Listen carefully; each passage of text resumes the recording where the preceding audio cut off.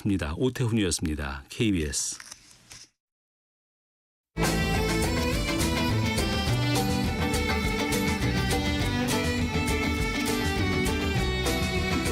오늘을 함께하며 여러분의 내일을 응원합니다. 성공예감 이대호입니다.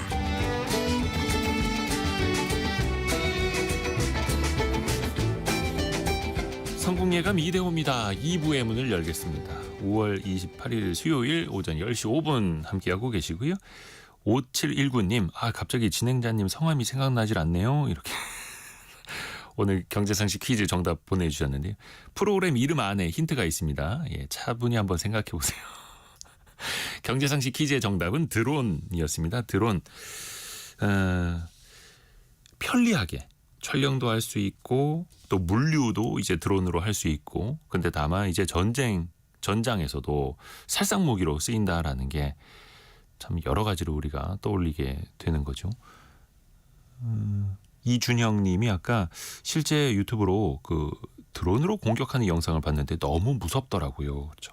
이 겁에 질린 그 병사들의 마지막 모습까지도 그 영상으로 찍어서 그걸 또 막 공개를 하고, 그런 잔인함에 참 걱정이기도 합니다. 근데 또 우리가 대비를 안 할 수가 없지 않겠습니까? 7534님은 무서워요. 중국이 세계 최고 기술이라는데 점점점 이렇게 보내주셨고요. 그리고 조광희님, 중국과 터키가 전 세계 시장을 점유하고 있다고 하죠. 우리나라는 참 규제 때문에 이렇게 보내주셨고요. 오영사님, 장난감 드론을 가지고 놀던 때 생각나네요. 요즘은 드론 날릴 때가 별로 없어 보입니다. 규제가 심해서요. 이렇게. 우리나라는 특히 이제 군사 지역이 많다 보니까 규제가 또 있어야 하고요. 또 규제가 없어서는 또 안 될 테고. 근데 또 이 규제가 너무 많다 보니까 민간 분야 비롯해서 이게 또 발전하기 또 어렵다라는 측면도 있고요. 그래서 우리나라도 좀 뒤늦게나마 드론 부대도 창설을 하고 여러 가지 기술적인 측면에서도 방산 업체들이 또 새로운 드론들도 많이 개발을 하고 있는 또 현재이기도 합니다. 6015님, 신랑이 얼마 전에 드론을 사서 신나게 놀다가 뒷산에 가서 추락해서 잃어버린 기억이 나네요. 싼 거라고 10만 원 줬다고 하더니 너무 우울해해서 솔직히 말하라고 하니까 거의 0 하나는 더 붙어 있었더라고요.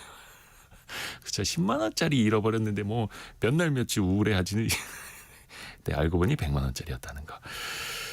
자, 함께 또 참여해 주셔서 감사드리고요. 2부에서도 여러분의 실시간 의견 많이 보내주십시오. 짧은 문자 50원, 긴 문자 100원이 드는 샵 9730, 또 KBS 콩 계속 열려 있고요. 오늘 증시 상황, 코스피가 오늘 많이 오르네요. 거의 1.7% 오른 2681까지 올라 있고요. 거의 이제 2700선을 눈앞에 두고 있습니다. 코스닥은 0.7% 오른 732.5 가리키고 있고요. 오늘 삼성전자가 3% 이상 반등을 하네요. 다만 올라도 뭐 5만 5천 원대이기는 합니다만 계속해서 5만 4천 원에서 5만 7천 원 사이로 오가는 삼성전자이고요. 하이닉스는 3% 오른 20만 8천 원, 20만 원 회복한 상황. LG 에너지 솔루션도 2.9% 오르고 있고요. 그리고 기아와 현대차도 1%대 중후반 올라가고 있네요. 코스닥 내에서는 에코프로 BM을 비롯해서 2차전지 관련주가 간만에 또 반등을 하고 있습니다. 그리고 어제 좀 올랐던 제약 바이오 기업들이 오늘은 다른 업종들이 좀 오르니까 또 반락하는 흐름이고요. 원달러 환율은 1374원대 기록하고 있습니다. 최근에 그 외환 시장을 놓고도 스테이블 코인 이야기가 좀 많이 나오고 있습니다. 스테이블 코인으로 오히려 외환 시장에 좀 안정성을 가져가 보자라는 아이디어들도 나오고요. 그게 제대로 되겠느냐라는 의심도 많아지고 있고요. 우리나라에서 가상자산 투자하시는 분들도 1,500만 명을 넘었다고 합니다. 그러면서 대선 후보들도 이 가상자산 관련된 정책들도 공약들도 많이 내놓고 있거든요. 오늘 다양하게 한번 두루두루 배워보시죠. 원더프레임의 김동환 대표와 함께합니다. 안녕하세요. 네, 안녕하세요. 우선은 가상자산은 이제 투자하시는 분들이 기존에 또 많이 하시잖아요. 네. 그러다 보니까 이게 어떤 흐름으로 좀 시세가 결정되는가. 이게 주식시장 좋다고 해서 가상자산의 시세가 또 좋아지는 것도 아니고 때로는 막 반대로 흘러가기도 하고요. 네. 메커니즘이라고 하기엔 좀 뭐하겠습니다만 어떤 흐름을 탄다고 좀 볼 수 있을까요? 이거를 이제 물어보시는 분들이 많아서 설명하다 보니까 이제 제가 좀 정리가 된 부분인데 저는 비트코인을 예로 들게요. 비트코인이라는 자산은 이제 어떤 때는 위험 자산이고 어떤 때는 안전자산이다 이렇게 설명하거든요. 예. 그러면 이제 다 이렇게 설명을 드리면 처음에 그게 뭔 소리냐, 어떻게 똑같은 자산이 위험할 수도 있고 안전할 수도 있냐 이렇게 물어보시는 분들이 많아요.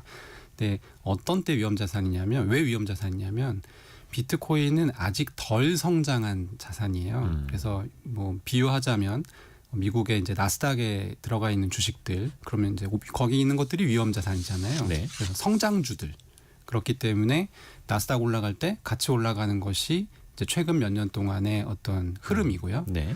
동시에 또 그렇지 않은 안전자산의 면모를 보이는 때는 언제냐면, 나스닥 같은 경우는 그래도 다 기업의 주식이기 때문에 평가가 됩니다. 네, 네. 뭐 펀더멘탈이 있죠. 쉽게 그렇죠. 얘기하면 실적도 있고 뭐 그런 부분들이 있는데, 다 같이 올해 4월에 미국이 이제 관세 전쟁을 이제 선포하니까 같이 쭉 내려갔잖아요. 왜냐하면 위험자산이든 뭐든 어쨌든 무역이든 뭐든 물건을 팔아야 되는데 네. 그게 여의치 않을 거다. 물건 가격이 올라갈 거다라는 이제 예상이 커지면서 그렇게 된 것이거든요. 그러니까 펀더멘탈 자체가 예상이 되기 때문에. 근데 비트코인은 사실 펀더멘탈이라는 게 그렇게 많지 않아요. 뚜렷 없어요, 거의. 그러니까 이 가치를 평가할 수 있는 방법 자체가 없는 거잖아요. 그렇죠. 근데 어떻게 보면 이제 금도 마찬가지고. 맞죠. 예. 그래서 이제 금 같은 경우는 이게 우리가 금에 가지고 있는 이미지가 희귀하다. 그리고 금은 잘 녹슬지 않잖아요. 그리고 굉장히 다양하게 사용이 또 되고, 그리고 땅에서 캐야 되는데 금 이제 많이 캐서 사실 좀 뭐 이제 얼마 안 남았어 이런 이미지를 가지고 있는데, 비트코인 같은 경우가 그거하고 굉장히 유사한 이미지를 가지고 있고, 최근에 관세 국면에서 한 4월 15일 정도에 미국이 주식, 채권 그리고 달러화 가치가 이제 동시에 좀 하락하는 트리플 약세 국면으로 들어갔던 적이 있는데, 네. 이때 금 가격이 크게 올랐고, 이때 비트코인이 이제 나스닥이랑 탈동조화 현상을 보이면서 사실 이제 금을 따라가는. 그러니까 이게 구간별로 보면 말이 돼요. 어떤 때는 위험자산인데 어떤 때는 안전자산처럼 움직이는 속성이 있다. 계속 변하기도 하고요. 네. 또 상황에 따라서. 그래서 또 디지털 금이라고 부르는 것도 그러한 이유인 것 같고요. 근데 최근에 비트코인 거래량이 줄고 있어요? 그것도 재밌는 현상인데 예. 지금 가격은 거의 신고점 가까이 와 있거든요. 그렇죠. 근데 올해 그러니까 트럼프 대통령 가격이 언제 올랐냐면, 사실 비트코인 가격이 현재 가격이 11만 달러 부근에 와 있는데 작년에 죄송합니다. 트럼프 대통령 당선 즈음만 해도 한 6만 7천 달러 정도였어요. 네. 근데 거기서 트럼프 대통령이 이제 비트코인을 키우겠다라고 선언을 했는데, 이 사람이 실제 당선이 되니까 그 효과로 가파르게 오른 그렇죠. 것이거든요. 예. 근데 1월 달에 취임을 하고 나서 뭔가를 해주겠지라고 생각을 해서 실제로 보면 이때 10만 8천 달러까지 굉장히 가파르게 올랐었는데 뭐 이렇다 할 내용이 나오질 않았어요. 그래서 실망감에 이제 크게 하락을 하기 시작했고, 사실 1월 달까지는 거래량이 굉장히 좋았고, 근데 그 이후에는 네. 이 하락 국면이기도 했고, 또 바로 4월에 관세가 왔잖아요. 네. 근데 관세는 사실 투자하시는 분들은 아시겠지만 굉장히 특징이 이 불확실성이 굉장히 큰 이벤트잖아요. 네네. 그러다 보니까 코인 가격이 오르기는 오르는데 사람들이 마음 놓고 살 수가 없는 상황인 거예요. 그러다 보니까 거래량이 과거처럼 많이 나오지 않고, 또 최근 상승 그럼 누가 사서 오르느냐? 기관 투자자들 매수가 좀 많이 늘었습니다. 그래서 기관 투자자들이 꾸준히 매수하니까 가격은 오르는데, 그렇다고 해서 거래량 자체는 크지 않은, 그것도 좀 약간 독특한 상황이 계속 이어지고 있죠. 근데 변동성은 여전한 거죠. 그렇죠. 변동성은 뭐 네. 트럼프 당선 직전과 지금 비교하면 뭐 2배는 조금 안 됩니다만 네. 굉장히 가파르게 올랐고요. 그러면은 기관 입장에서 이제 많이 좀 산다라고 했는데요. 이제 해외 뭐 ETF도 많이 만들어졌고, 기관 입장에서는 또 비트코인을 보유한다는 것 자체가 어떻게 보면 그 변동성이 많이 또 노출이 되어 있는 거잖아요. 변동성이 노출이 돼 있는데, 저도 사실 이 펀드 전문가는 아니어서 이거는 배워서 아는 건데, 네. 그 어떤 포트폴리오 이론이라는 이론이 있대요. 그래서 이 포트폴리오 투자를 할 때 이 포트폴리오 안에 성격이 상이한 자산이 들어가기만 해도 전체 포트폴리오의 수익률이 증가하는 그런 이제 이론이 있답니다. 증명이 자산 된. 배분 형태로. 네, 자산 배분의 형태로. 네. 그래서 지금 기관 투자자들의 포트폴리오엔 당연히 비트코인이 없거든요. 근데 제가 아까 말씀드렸지만 얘는 언제는 안전자산처럼 움직이고 언제는 위험자산처럼 움직이는, 그러니까 기존에는 없었던 종류의 자산이란 말이에요. 그러니까 이걸 넣기만 해도 전체적인 수익률이 증가하는 효과가 있고, 그래서 작년에 1월 달에 이제 비트코인 현물 ETF가 미국에서 출시됐을 때 사실 기관 투자자들이 조금이라도 그러니까 그때 가격 상승을 예상을 했었던 사람들의 그 근거가 뭐였냐면 많이 산다가 아니었어요. 네. 많은 기관 투자자들이 자기 포트폴리오에 뭐 적으면 0.5%, 많으면 뭐 2%, 3% 요렇게 편입이 된다고 하면 그걸 다 모으면 굉장히 많은 양이 될 거다라고 해서 가격 상승을 예상을 했던 것인데, 아무튼 그게 지금 실현이 되고 있다고 보시면 될 것 같습니다. 또 하나가 비트코인 말고 이더리움 네. 같은 혹은 리플 같은 이제 다른 코인들 있지 않습니까? 네. 뭐 시총 2등이죠. 네. 이더리움은. 때로는 비트코인이랑 가격이 비슷하게 가기도 하고 완전히 멀어지기도 하고 그러거든요. 물론 이제 때에 따라서 상황에 따라 달라질 수는 있겠습니다만 이걸 일반적으로 좀 설명을 한다면 어떻게 우리가 해석을 해야 될까요? 저는 그렇게 얘기하는데요. 비트코인을 제외한 가상자산은 굉장히 다르다. 이 시가총액 2위인 이더리움조차도 어떤 부분에서 가장 다르냐면, 비트코인은 가령 제가 이제 이대호 선생님한테 뭐 1비트코인을 보내고 싶어요. 네. 근데 뭐 가정을 하자고요. 정부에서 이대호 선생님 굉장히 싫어해요. 그래서 이대호 선생님한테 돈을 주는 사람이 아무도 없었으면 좋겠어 라는 생각을 한다고 가정합시다. 그러면 이 어떤 정부냐에 따라서 제가 못 보낼 수 있겠죠. 그럼 중국 정부가 그런 생각을 하고 있다. 네. 그럼 좀 어렵겠죠. 송금이. 그게 티가 난다는 거죠. 기록으로. 기록이 아니라 중간에서 차단을 하죠. 가령 은행망을 쓴다. 네. 이대호 계좌는 동결해. 일반 돈이라면 네네. 막아버려. 이런 게 가능하죠. 그리고 실제로 이런 것들이 지금 테러 자금이라든지 아니면 자금 세탁을 상시적으로 하는 범죄 집단이라든지 이런 곳에 적용이 되고 있는데, 비트코인의 가장 큰 장점이 뭐냐면 내가 상대방한테 돈을 보내고자 마음먹었을 때 지구상의 누구도 그걸 막을 수 없다는 그게 장점이고요. 이게 비트코인과 다른 코인들과의 가장 큰 차이점입니다. 근데 이더리움 같은 경우는 이거를 막을 수 있다라는 게 이미 한 차례 증명이 됐거든요. 그러니까 뭐 미국 정부가 예전에 토네이도 캐시라고 해서 북한 해커들이 자주 사용하는 프로그램이 있는데 네. 이게 어디서 어디로 돈이 흐르는지를 좀 이렇게 알 수 없게끔 섞어놓는 역할을 하는 프로그램이에요. 근데 이것을 이제 미국 재무부의 오펙이 자금 세탁에 사용되니까 미국에 있는 기업들은 이거 지원하지 마라고 했는데, 이더리움의 이 인프라 스트럭처, 그러니까 이더리움이 돌아가는 네트워크를 뒤에서 지원하는 그 서비스들을 이제 돌리는 기업들이 미국에 많거든요. 근데 그 기업들이 다 토네이도 캐시 지원을 하지 않겠다라고 하면서 그러면 이거는 미국 정도 되는 사이즈의 나라가 마음 먹으면 이더리움 전송 막을 수 있구나라는 선례가 생겨버렸죠. 그래서 요게 가장 큰 차이이고, 그리고 제가 생각할 때는 이게 근본적인 어떤 가치의 차이 그리고 이런 시세의 차이까지 연결되는 게 아닌가 싶습니다. 일종의 금융 제재가 네. 이루어졌을 때 다른 것들은 제재를 당할 수도 있지만 비트코인으로 빠져나갈 수 있다. 그래서 이제 음지에서 특히 누메루트에서 더 많이 쓰는 일종의 기축통화처럼 비트코인이 되고 있는 건데, 근데 일각에서는 그렇게 보는 측도 있더라고요. 미국이 비트코인을 이제 전략적 비축 자산으로 지정을 해서 네. 관리하려고 하고 있지 않습니까? 그렇죠. 그래서 나중에 훗날 되면은 이 비트코인이 오가는 루트까지도 제어하고자 하는 게 밑바탕에 깔려 있는 거다라고 보는 사람들도 있던데, 이게 그러면 기술적으로는 불가능한 걸까요? 기술적으로는 불가능하다. 그러니까 어렵지만 네. 기술적인 방법이 아니라 가령 이런 방법을 쓸 수 있죠. 지금 ETF로 들어오는 비트코인이 굉장히 많아졌거든요. 네네. 그럼 ETF로 들어왔다는 건 비트코인을 ETF라고 하는 그 주식의 어떤 껍데기 같은 걸로 이렇게 쌌다라고 보시면 돼요. 싸서 갖고 있다. 갖고 있다. 네.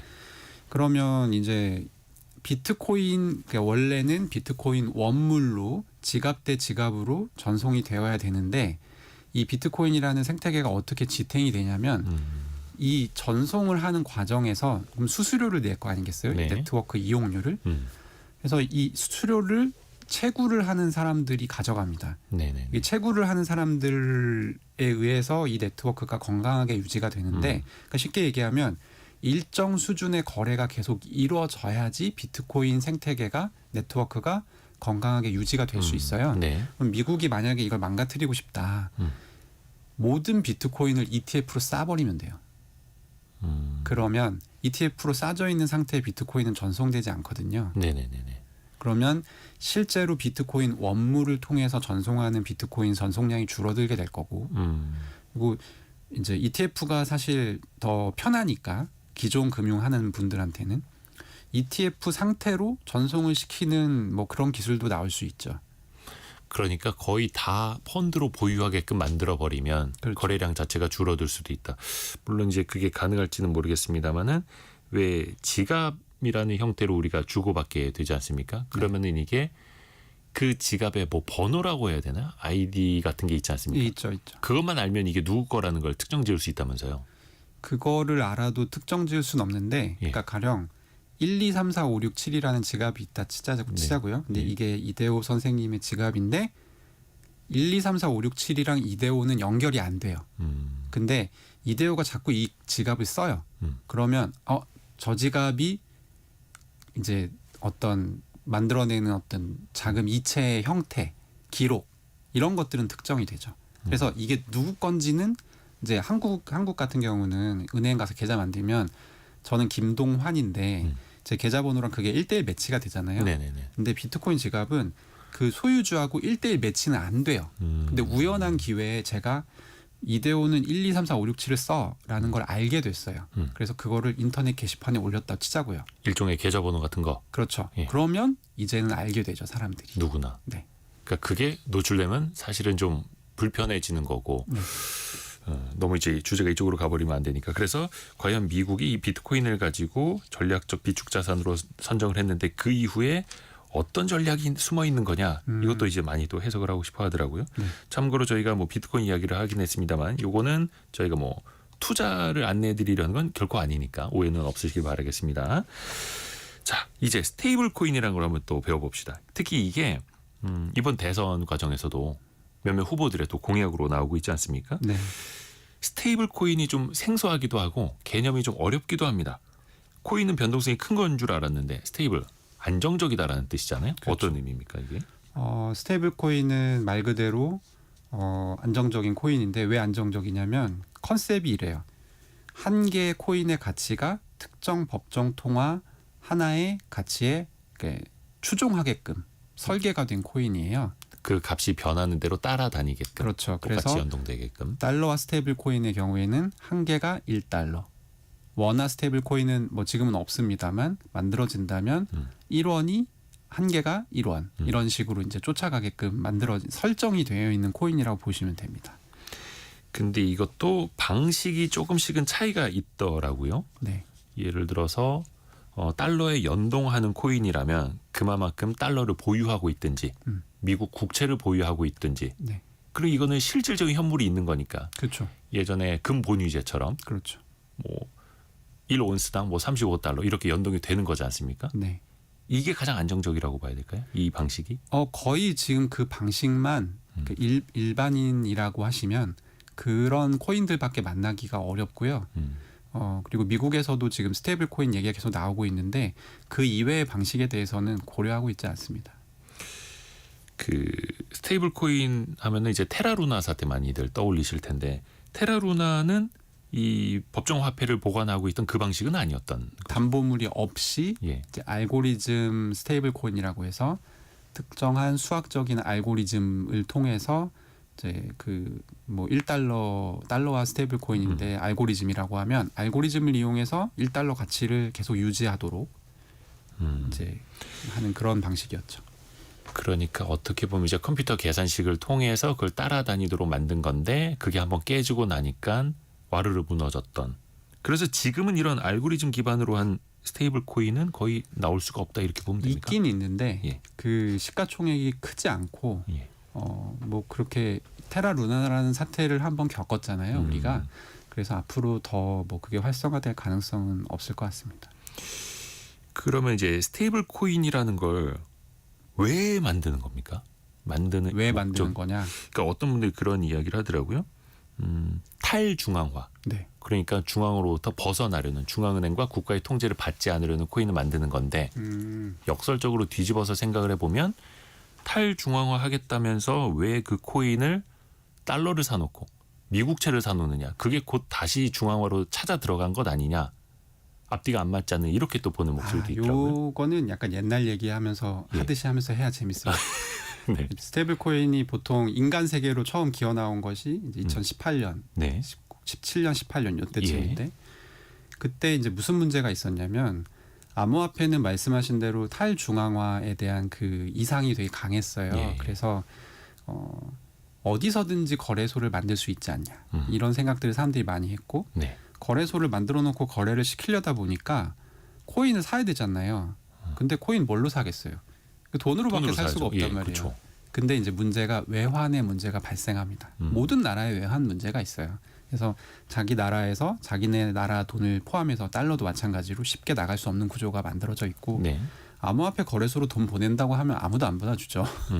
그러다 보니까 이제 나온 물건이 스테이블 코인입니다. 그러니까 외환 규제를 우회하기 위해서 처음에는 만들어졌다고 보시면 될 것 같고, 그런데 이 이제 스테이블 이 보통 인터내셔널 그 거래소라고 하거든요. 이렇게 국가 소속이 아니라 어디 이제 둥 떠 있는 어느 나라에 있는지 모르지만 사람들이 어쨌든 코인 거래를 열심히 하는 그냥 글로벌 거래소. 그렇죠. 네. 근데 이 스테이블 코인이라는 발명품 때문에 이 거래소가 거래량이 글로벌 1위가 됐어요. 바이낸스라고 하는 거래소인데 네. 그러면서 스테이블 코인이 알려지게 됐고 그러니까 사실상 지금도 굉장히 다양하게 사용이 돼요.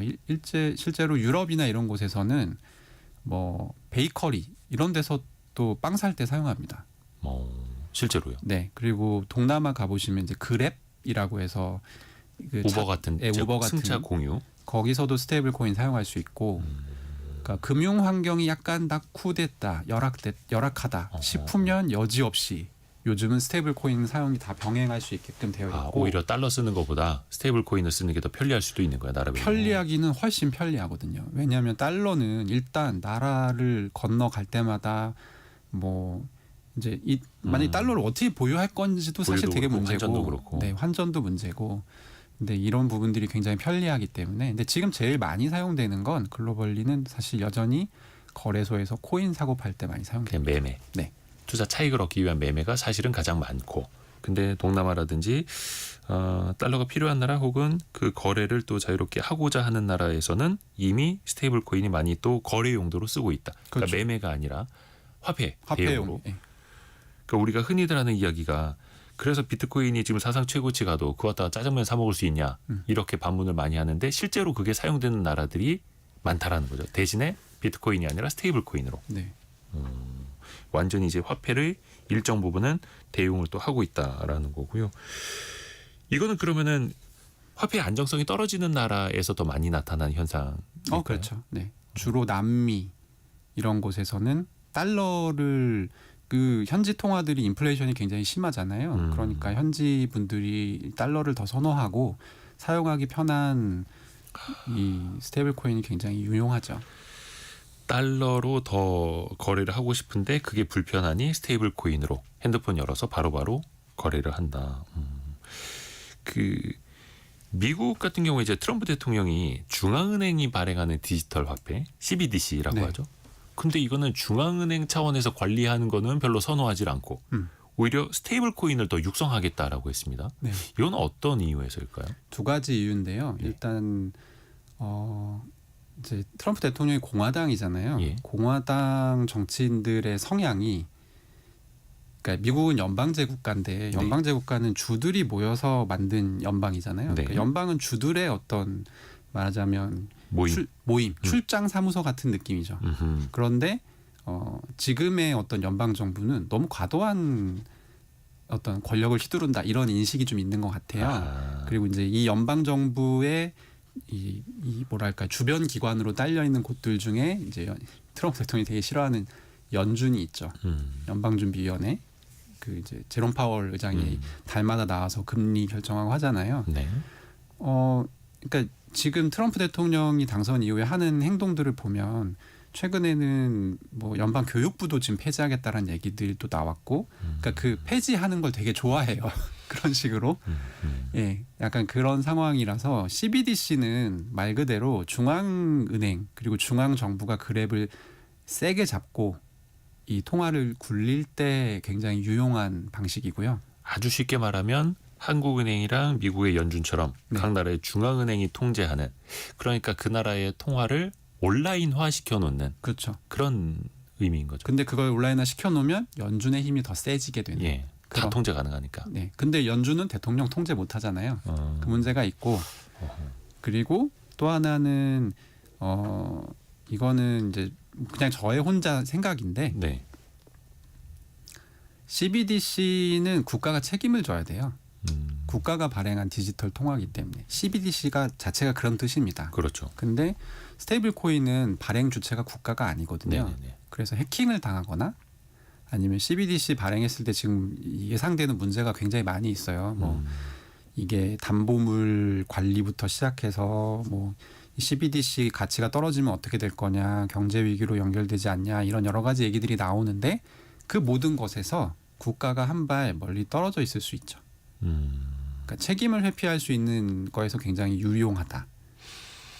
그 두 가지 측면이 좀 있다고 생각합니다. 어떻게 보면 이제 화폐를 대용하는 유용성도 있고, 근데 이게 스테이블 코인이 많아지면은 그러면 달러의 위상은 어떻게 될 것인가? 지금 거의 대부분이 한 98%가 달러를 따라다니는 스테이블 코인이라고 하죠. 그러면은 이 스테이블 코인이 많이 발행이 될수록 달러에 대한 수요도 같이 많아지는 걸 텐데, 또 한켠에서는 달러를 대체하는 의미도 있을 테고, 요 무게 중심은 좀 어느 쪽으로 더 봐야 됩니까?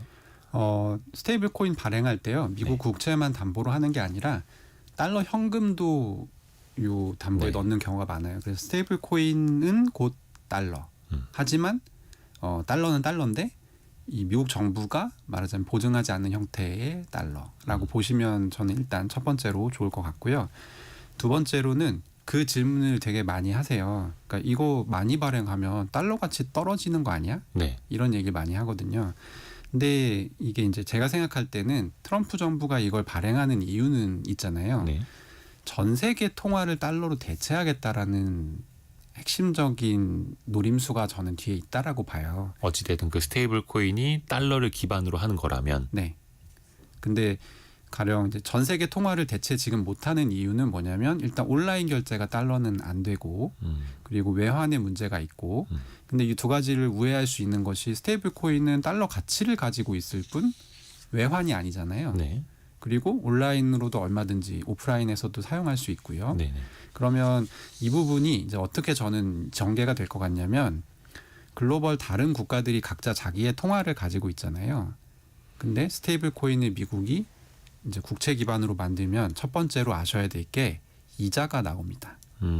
담보물인 국채에 이제 적용되는 이자 수익이 있을 거잖아요. 그렇죠. 그러면 이 이자 수익을 이 코인을 사용하는 사람들한테 줄 수가 있어요. 그러면 원화는 내가 사용하면서 이자 못 받잖아요. 네네네. 근데 저건 달러랑 가치가 똑같은데 사용하면서 이자를 준대. 일종의 채권처럼 혹은 ETF 분배금 나오듯이 그렇죠. 배당금 나오듯이. 네. 지금 블랙록이 한 작년 정도부터 요 시험 사업을 하고 있거든요. 이미 일별로 줍니다. 하루에 한 번씩 이자를 줘요. 연배당 월배당도 아니고 일배당입니다. 일배당이요? 이게 디지털의 이제 약간 섹시한 점인데. 야, 네. 현금 흐름을 찾는 사람들 입장에서 보면은 또 매력을 느낄 수 있는 거네요. 그 그리고 이제 흐름에서. 거꾸로 이 스테이블 코인은 그럼 누가 발행하느냐. 지금 사실 이제 좀 이따가 얘기할 건데 미국에서는 스테이블 코인 발행 법안, 규제 법안을 어떻게 짤 것인지를 놓고 공화당과 지금 민주당이 굉장히 치열한 다툼을 벌이고 있어요. 두 가지가 쟁점입니다. 하나는 제가 얘기했던 은행. 네. 아니, 은행이 아니라 이 이자. 네네. 이자를 발급할 수 있게끔 할 거냐, 못하게 할 거냐. 그리고 두 번째는 빅테크 기업들을 어디까지 열어줄 거냐. 이 부분이거든요. 그렇죠. 빅테크 기업들이 너도나도 이제 스테이블 코인 막 발행을 해갖고 네. 엄청난 또 이제 시장 장악을 하게 되면 그렇죠. 그 권력이 막강해질 거 아닙니까? 엄청 막강해죠. 왜냐하면 이제 지금 메타 같은 경우는 과거 페이스북 시절에 스테이블 코인을 만들려고 했어요. 리브라라고 하는 리브라 나중에 DM. 메타버스 시대에 그쪽에서 쓸 수 있는 통화. 그렇죠. 그래서 지금 이제 가령 인스타그램이라든지 아니면 트레드라든지 아니면 페이스북에서도 얼마든지 상업 활동이 많이 일어나거든요. 그런 것에 기반이 되는 통화를 다 그냥 그걸로 시켜버리면 되는 거예요. 옛날 그 싸이월드 도토리처럼. 그렇죠. 그런데 그 도토리가 달러화를 기반으로 한다면 그렇죠. 강력해질 수 있다는 거죠. 그리고 테슬라 같은 경우도 가령 테슬라 코인을 만든다고 치자고요. 그러면 여기에 국채가 단기 국채 3개월물을 넣는데 그럼 뭐 이자를 한 3% 정도 이자가 연이자가 발생한다고 쳐요. 그러면 테슬라는 이걸로 자동차 금융을 할 수 있어요. 그러네요. 그래서 아까 제가 얘기했던 공화당과 민주당이 왜 첨예하게 다투고 있냐면 과거부터 전통적으로 민주당 계열은 이 월가의 지지를 받아왔어요. 네네. 금융기관, 은행. 그래서 이 질서를 지켜주고 싶어 합니다. 근데 공화당은 한 번도 월가는 공화당을 지지한 적은 없거든요. 그러니까 이제 실리콘밸리의 기업들이 공화당의 이번 선거에 트럼프 대통령 당선됐던 선거에 붙었죠. 그래서 실리콘밸리의 이 기업들한테 말하자면 은행으로 행세할 수 있는 이것은 첫 번째 관문이 될 수 있어요. 일종의 월가의 권력을 분산시켜 주는 거예요. 그렇죠. 그래서 그 사실은 굉장히 파급력이 큰 것이 예. 우리가 지금 사실 생활할 때 굉장히 큰 기업들의 서비스들을 많이 이용하잖아요. 저 같은 경우는 한국에 있으니까 이제 네이버나 네이버페이나 뭐 이런 것들을 많이 사용하게 되는데 네이버에서 가령 스테이블 코인 만들었다? 달러와 스테이블 코인을 만들었다? 그러면 제일 먼저 벌어지는 현상이 뭐냐면 거기서 제가 소비하는 게 한국 정부 통계에 안 잡힙니다. 네. 대신에 이 생활권은 그러니까 저는 한국에 있지만 예. 달러 사용하는 미국 생활권으로 포섭이 되게 돼요. 이거 이해 가시나요? 재밌어지네요. 네. 예. 그래서 제가 아까 말했잖아요. 그 달러 가치 하락을 걱정할 필요가 없다고. 달러 가치보다 다른 통화들의 가치가 훨씬 빨리 떨어질 겁니다. 달러 자산 보유자가 돼버리니. 네. 그 여기에서 이 질문 한번 드려볼게요. 1880님이 테라루나 또 이제 스테이블 코인인데 대폭락으로 문제가 됐었는데요. 이렇게 말해 주셨는데 그거는 저희가 앞부분에 좀 설명을 해드렸죠. 그래서 이 법정 화폐 미국의 달러나 국채를 가지고 그만큼 준비 자산으로 갖고 있는 코인들만 현재 네. 스테이블 코인으로 사실상 남아 있다라는 거고 알고리즘 기반으로 했던 테라루나 같은 경우에는 이제 대표적으로 실패한 케이스였다라는 걸 설명을 해드렸고요. 근데 아마 이런 염려도 가능할 겁니다. 예전에 조지 소로스의 퀀텀 펀드가 영란은행을 공격을 해서 파운드화의 실질 가치 엄청나게 떨어졌던 적도 있고 당시에는 그 마르크였나요? 같이 이제 연동이 되던 패깅이 됐었던 건데 또 미국 같은 경우에도 달러를 금에 연동하는 금 보니즈를 하다가 이른바 닉슨 쇼크라고 하죠. 나중에 손 들었죠. 그러니까 미국의 중앙은행도 그리고 영국의 중앙은행도 어떤 연동 체제, 패깅 체제를 가져가다가 결국 실패를 했는데 네. 하물며 이 코인이라는 게 정말로 안정적으로 달러와 연동해서 갈 수 있을 것인가? 이 부분은 어떨까요? 일단 첫 번째 그 기제는 심리적인 기제가 있죠. 이게 은행에 똑같은 양의 똑같은 가치의 미국채 내지는 현금이 예치돼 있다며 그럼 저 가격은 저 가격이 맞잖아. 라고 하는 그 이제 부분이 심리적인 기제가 있고 네. 실제로 달러 스테이블 코인의 어떤 가치를 어떤 식으로 이게 유지가 되냐면 계속 끊임없이 시장에서 매수 매도가 있어요. 네. 그런데 떨어지면 이게 이 가격에는 싸네 하면서 누가 사요. 그래서 이제 올라가고 계속 이게 진동이 있거든요. 어떻게 보면 이제 시장의 자정작용으로 인해서 그러니까 그 외환 시장에서 그 환율 결정되는 거랑 동일한 메커니즘입니다. 그래서 사실은 그러니까 환율도 그런 식으로 시장에서 결정이 되잖아요. 그래서 그 부분에 대해서 딱히 문제 의식을 가지고 있는 사람들이 없어요. 사실 코인 쪽에서는. 근데 그렇게 시장 원리가 제대로 이제 작동을 해서 효율적인 이제 시장이 돌아가려면은 가장 핵심은 이제 신뢰를 기반으로 해야 되는 거고요. 근데 요거는 또 시간이 지나 보면은 또 그 부분은 제가 잠깐만 네. 한 번만 좀 첨언을 드리면 네네네. 최근에 그래서 JP 모건이랑 시티은행이랑 이런 곳들이 아직 미국에선 스테이블 코인 법안이 이제 완결되기 전이거든요. 그런데도 불구하고 미국의 월가의 대형은행 뭐 4-5곳이 우리가 컨소시엄 짜서 우리가 같이 스테이블 코인 만들자라는 얘기를 했어요. 그러면 이제 더 신뢰할 수 있는 사업자들이. 그렇죠. 엄청 큰 배가 만들어지는 거죠. 그러면 이제 말씀하셨던 어떤 그런 부분들, 그 패깅이 깨진다라고 하는 거는 시가총액이 좀 작은 스테이블 코인에서 발생할 수 있는 문제인데 이거는 그다지 시장의 큰 이제 문제로 비화될 가능성은 그렇게 높지 않다. 이거는 이제 너무 기우다라고 네. 볼 수도 있겠고 또 한켠에서는 하물며 미국이라는 나라도 금 갖고 있던 것보다 더 많은 달러를 찍어내서 결국에는 그만큼 금을 갖고 있는지를 입증하지 못해서 네. 금 본위제, 금 대환을 정지시켰던 닉슨 쇼크라는 게 있었는데 그러면 이런 개별 민간 사업자들이 과연 중앙은행 이상의 신뢰를 보여줄 수 있을 것이냐 이거는 또 이제 보는 사람에 따라서 또 관점이 달라질 것 같기도 합니다. 또 중요한 게 우리나라에서도 이 스테이블 코인을 좀 발행을 해야 하는 것 아니냐. 원화를 기반으로 한 스테이블 코인이 과연 필요하냐. 이게 지금 대선 후보들 입에서도 좀 이야기가 나오더라고요. 네. 김동완 대표님은 좀 어떻게 보시나요? 원화 기반 스테이블 코인. 순서가 틀렸습니다. 그래요? 스테이블 코인은 있으면 좋죠. 근데 지금 스테이블 코인 만들면 오이다 쓸 수가 없어요. 쓸 데가 없어요. 원화에 대한 어떤 국제적인 수요가 있어야 되니까요. 그렇죠. 아. 근데 제가 아까 일부러 그래서 옛날 얘기 한다고 말씀드렸잖아요. 이 스테이블 코인 어디서 지금 제일 많이 사용하냐면 인터내셔널 거래소에서 파생 상품 거래나 코인 사고 팔 때 많이 사용을 해요. 근데 없잖아요. 한국은 그게. 한국은 심지어 이제 우리 많이 사용되는 5대 거래소가 있거든요. 원화 네. 지원이 되는. 네. 거기서도 현물만 사고 팔 수가 있어요. 선물이나 옵션 같은 거는 아예 할 수가 없게 돼 있어요. 그럼 법적으로요? 법적으로는 아니지만 그 상품이 없습니다. 아하. 국내에는. 네. 그래서 그걸 하려면 굳이 스테이블 코인을 사서 해외 거래소로 나가야 됩니다. 네네네. 실제로 많은 분들이 나가서 돈 잃고 오죠. 이게 굉장히 심각한 저는 국부유추야 생각하고 있어서 스테이블 코인을 만드는 건 좋은데 이 코인을 유지하기에 필요한 인프라가 뭔지에 대한 논의가 지금 공통적으로 없어요.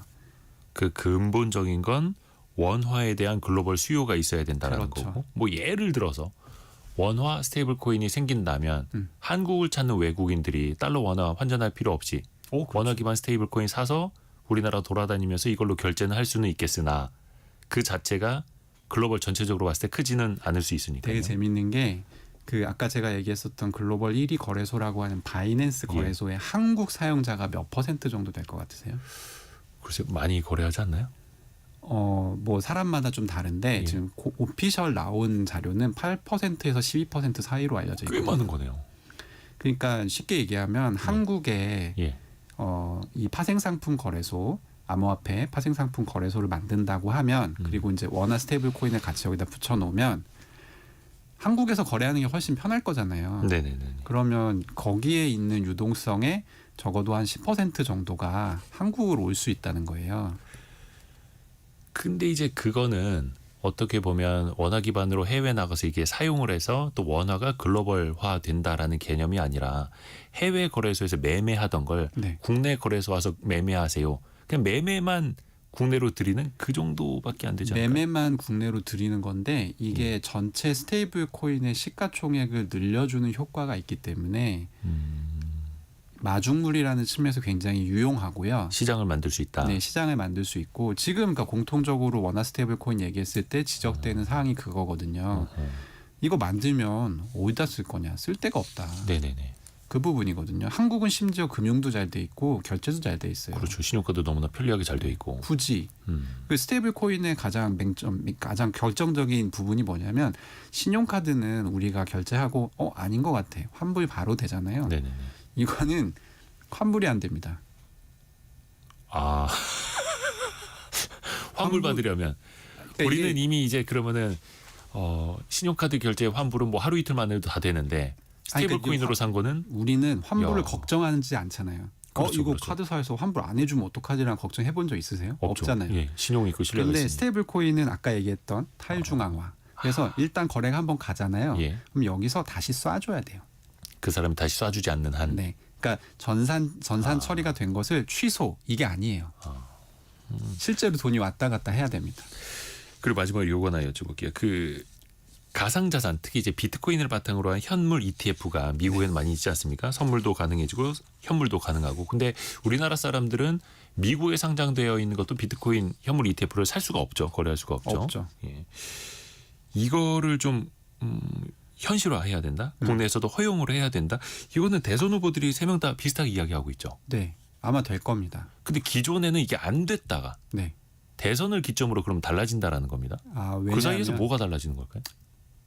정말 이 청취자분들의 사회적 교양을 돕기 위해서 제가 솔직하게 얘기하면 이 가상자산 관련한 이슈가 대선 공약으로 나온 적이 거의 없어요. 이번이 거의 처음이죠. 네, 이게 굉장히 중요해요. 왜냐하면 대통령이 시켜야 한국의 공무원들은 입장을 바꿉니다. 근데 그런 게 없으면 한 번 정해진 입장이 잘 바뀌지 않거든요. 왜냐하면 그러니까 가령 한국 같은 경우는 2018년에 이미 가르마를 탔어요. 이 시장을 활성화시키지 않는 것으로. 금융위 금감원 뭐 이런 곳에서 그때 이건 위험한 시장이야. 뭐 네, 이렇게. 그렇게 다 가르마를 탔고 예전 금융위원장은 그게 위험한 거라는 걸 어른들이 알려줘야 된다. 이렇게 그렇죠. 또 발언을 하기도 했고. 네, 금융위원장이 그렇게 얘기를 하는데 어느 공무원이 이거 지금 미국이 하는데요? 바꿔야 되는데요? 그 얘기는 금융위원장이 틀렸다는 얘기잖아요. 그러니까 그 얘기가 거론되지 않죠. 그러니까 사실 이것도 되게 넌센스인데, 그러니까 그냥 이 미국이 했으니까 해주면 좋잖아요. 사실 미국이 지금 글로벌 금융의 스탠다드인데, 근데도 결국에는 대통령이 한마디 안 하면 이거 안 바뀝니다. 아하. 하여튼 이번에는 또 이제 많이 달라질 수도 있겠고, 인식도 그렇고 스테이블 코인 이야기도 나오고 있는데, 또 대선 이후에 또 어떻게 달라지는지도 계속해서 들어봐야겠습니다. 조금 어려웠다는 분들이 좀 계시네요. 근데 저희가 또 이제 깊이 있게 전달해 드리려다 보니까 많이 깊이 들어가긴 했습니다. 권인숙님처럼 다시 듣기 해야겠어요. 이렇게. 이것도 좋은 방법입니다. 오늘 원더프레임의 김동환 대표 통해서 코인, 자산, 가상자산, 그리고 스테이블 코인까지 이야기 들어봤습니다. 고맙습니다. 네, 고맙습니다. 라디오 정보센터 다녀옵니다. 더불어민주당 이재명 후보는 오늘 광진구 어린이 대공원 앞과 성동구 앙심역 광장 등 서울 동부권 집중 유세를 벌입니다.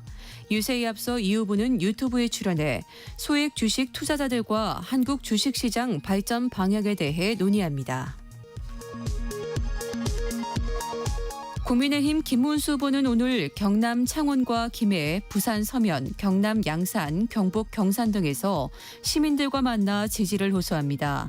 오후엔 영남대학교를 찾아 청년 유권자들과 만난 뒤 경북 영천과 대구 동성로에서 유세를 펼칠 예정입니다. 개혁신당 이준석 후보는 오늘 여의도 공원과 강남역, 삼성동 코엑스 등 서울 도심에서 시민들을 만나고 집중 유세에 나섭니다. 국책연구기관인 산업연구원이 올해 한국 실질 국내 총생산 성장률 전망치를 기존 2.1%에서 1%로 하향 조정했습니다. 산업연구원은 미국 관세 정책의 불확실성과 제한적인 내수 회복을 이유로 들었습니다. 지금까지 라디오 정보센터 뉴스 정한나였습니다. 애프터 서비스 유혜진 리포터 함께합니다. 안녕하세요. 네, 안녕하세요. 청취자분들의 질문 들어보죠. 네, 아이디 나나671410님. 재택근무 시 사용한 전기 사용료도 비용 처리를 받을 수 있나요? 라는 질문 주셨습니다. 이기쁨 노무사의 설명 들어보시죠. 네. 원칙적으로 재택근무를 제공하더라도 사업주가 전기료를 부담하여야 하는 그 어떠한 법적 의무는 존재하지 않습니다. 다만 사업장 내 취업 규칙 또는 당사자가 근로계약을 통해 일정 부분에 대해서 사업주가 부담한다는 은혜적 배려적 성격의 조항을 약정하거나 근로조건으로 명시하여 합의하였다면 근로자는 그 부분에 대해서는 요청할 수 있습니다. 다음 질문은요. 네, 어제 퀴즈 정답이 노란봉투법이었는데요. 8937님, 노란봉투법이 1인 자영업자에게도 영향을 주나요? 하셨습니다. 사실 노란봉투법의 핵심 내용은 그 사용자의 불법 행위가 있었던 것으로 밝혀지면 노조나 근로자의 손해배상 책임을 없애도록 하는 네. 조항이거든요. 그런데 이것 말고 사용자의 범위를 원청사까지 확대하는 하는 내용도 담겨 있고 노동조합의 가입 문턱을 대폭 낮추는 내용도 담겨 있거든요. 기존에는 이제 근로자만 네. 가능하지 않았습니까? 이에 따라서 1인 자영업자나 프랜차이즈 가맹점주 그리고 특별 고용 노동자들 예를 들어서 프리랜서 같은 분들도 네. 노조를 만들 수 있는 그런 자격이 생길 수도 있다라는 건데요. 다만 이 법은 그 대통령이 예전에 거부권 행사로 인해서 네. 다시 논의가 되고 있는 과정이어서 이게 또 어떻게 만들어질지는 조금 더 그쵸. 지켜볼 필요가 있어 보입니다. 다음 질문은요. 네, 어제 원탁의 기자들 K시간에 커피업계 구조조정에 대한 이야기 나눠봤는데요. 김종원님, 우리나라는 왜 커피 소비가 많은 걸까요? 하셨습니다.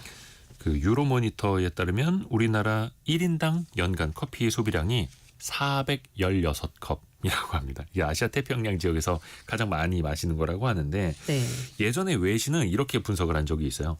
한국엔 또 빨리빨리 문화가 있다 보니까 사람들이 빨리빨리 카페인을 들이키고 에너지를 충전하기 위해서 특히 아이스 아메리카노를 더 좋아하는 네. 것 같다. 이렇게 분석하는 경우도 있었고 좀 짜고 맵고 뜨거운 한식류 네. 이후에 커피 한 잔이 잘 어울리기도 한다. 개운하게 만들어준다.